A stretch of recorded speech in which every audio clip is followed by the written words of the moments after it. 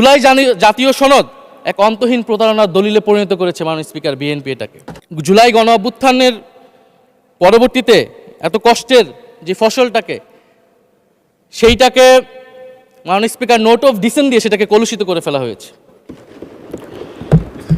যেদিন জুলাই জাতীয় সনদ স্বাক্ষর হয় সেদিন জুলাই জাতীয় সনদের মেজর সংস্কারগুলোতেই পাশে একটা নোট লেখা হয়েছে যে কোনো রাজনৈতিক দল বা জোট তাদের নির্বাচনী ইস্তিহার উল্লেখপূর্বক যদি জনগণের ম্যান্ডেট লাভ করে তাহলে তারা সেই মতো ব্যবস্থা গ্রহণ করতে পারবে। তাহলে যেই দল নির্বাচনে জয়ী হবে তারা তাদের ইস্তিহার অনুযায়ী সব কিছু করবে। মাননীয় স্পিকার, এটার জন্য ঐক্যমতের কোনো প্রয়োজন হয় না।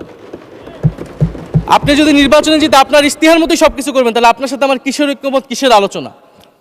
এবং সেই নোটগুলো কিভাবে লেখানো হয়েছে, কিভাবে বল প্রয়োগ করে, শক্তি প্রয়োগ করে ঐক্যমত কমিশনকে চাপ দিয়ে লেখানো হয়েছে, মাননীয় স্পিকার, এটা ঐক্যমত কমিশনের আমি মনে করি এখন বলার সুযোগ হয়ে এসেছে, সময় এসেছে।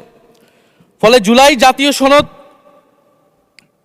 আমরা অ্যাকসেপ্ট সেই সময় করতে পারি নাই।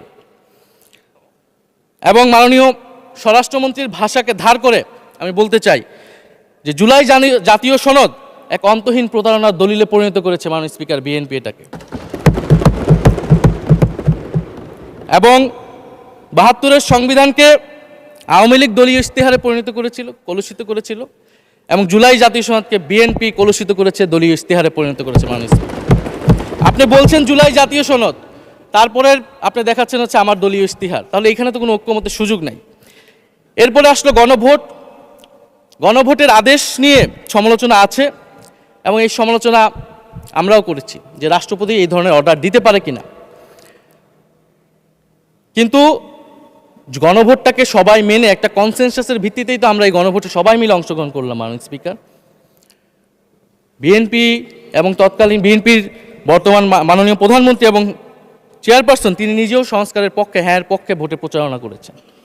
ফলে আপনাদের ইলেকশনের আগে এটা পরিষ্কার করা প্রয়োজন ছিল যে এই গণভোট আপনারা মানেন না, এই গণভোটে হ্যাঁ বা না জিতুক এটার সাথে আপনাদের কোনো সম্পর্ক নাই।